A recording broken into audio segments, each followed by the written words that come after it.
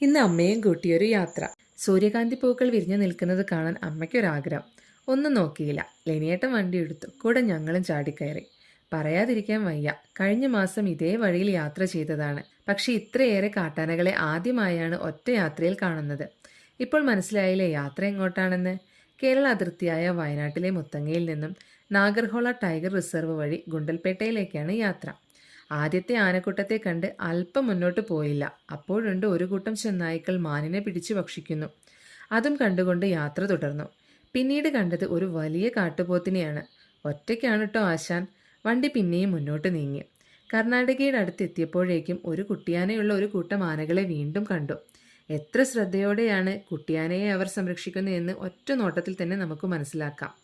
അങ്ങനെ പോയി ഞങ്ങൾ കർണാടകയിലെ ഫോറസ്റ്റ് ചെക്ക് പോസ്റ്റായ മധൂരെത്തി. അവിടെ നിന്നും ഇനി അങ്ങോട്ട് കൃഷിസ്ഥലങ്ങളും ഗ്രാമങ്ങളുമാണ്. കൃഷി ചെയ്യാനുള്ള ഒരുക്കങ്ങൾ നടക്കുകയാണ്. കുറച്ചു മുമ്പോട്ട് പോകുമ്പോൾ മാവിൻ തോട്ടങ്ങളും തെങ്ങിൻ തോട്ടങ്ങളും കാണാമായിരുന്നു. വലിയ തിരക്കൊന്നുമില്ല റോട്ടിൽ. അങ്ങനെ ഞങ്ങൾ കാഴ്ചകളെല്ലാം കണ്ട് ഗുണ്ടൽപേട്ടയ്ക്കടുത്തുള്ള ടോൾ ബൂത്തിൽ എത്താറായി.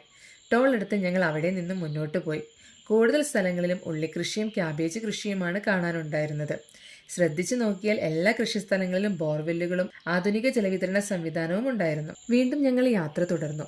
നീണ്ടു നിവർന്നു കിടക്കുന്ന വിജനമായ ഹൈവേ. ഇരുവശങ്ങളിലുമുള്ള സ്ഥലങ്ങളിൽ വിവിധ ഫാമുകളുടെ പേരുകൾ രേഖപ്പെടുത്തിയിട്ടുണ്ട്. കേരളത്തിലെ പ്രത്യേകിച്ചും വയനാട്ടിലെ ഒരുപാട് ആളുകൾക്ക് കർണാടകയിലെ ഗുണ്ടൽപേട്ടയിലും അതിനോടനുബന്ധിച്ചുള്ള സ്ഥലങ്ങളിലും ഭൂമിയുണ്ട്. മലയാള ഭാഷ അറിയുന്നവരാണ് കൂടുതലും ഗുണ്ടൽപേട്ടയിലുള്ളത്.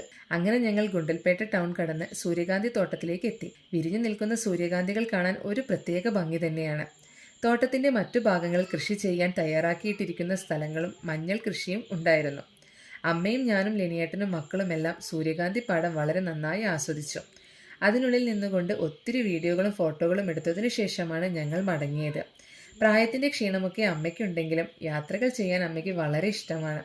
ഇനി അടുത്ത വരവിൽ ഗോപാൽസ്വാമിപേട്ട ഒന്നുകൂടി കാണാൻ പോകണമെന്ന് ലെനിയേട്ടനെ ഓർമ്മിപ്പിക്കാൻ അമ്മ മറന്നില്ല. അവരുടെ ഇഷ്ടങ്ങൾ നിറവേറ്റി കൊടുക്കാൻ നമ്മളല്ലാതെ മറ്റാര്? ഉടൻ ഗോപാൽസ്വാമിപേട്ടയിലെ വിശേഷങ്ങളുമായി ഞങ്ങൾ വരുന്നതാണ്. ഗുണ്ടൽപേട്ടയിലെ കർഷകർ വർഷത്തിൽ 3-4 തവണ വിളവ് ലഭിക്കുന്ന കൃഷിരീതിയാണ് പിന്തുടരുന്നത്. പച്ചക്കറികളും പയറുവർഗ്ഗങ്ങളുമാണ് ഇവിടുത്തെ പ്രധാന കൃഷികൾ. ഓരോ സീസണിലും വ്യത്യസ്ത തരത്തിലുള്ള കൃഷികൾ കാണുവാനും കൃഷിരീതികൾ അറിയുവാനും ഗുണ്ടൽപേട്ട നല്ലൊരിടമാണ്. ഇനി മഴക്കാലമാവുമ്പോഴേക്കും ചെണ്ടുമല്ലിത്തൈകൾ കർഷകർ കൃഷി ചെയ്യും. നമ്മുടെ ഓണമൊക്കെ വരുന്ന സമയമാവുമ്പോഴേക്കും ചെണ്ടുമല്ലിപ്പാടങ്ങളും സൂര്യകാന്തിപ്പാടങ്ങളും പൂവുകൊണ്ട് നിറയും. മടക്കയാത്രയിലും ആനക്കൂട്ടങ്ങളെ കാണാൻ കഴിഞ്ഞു.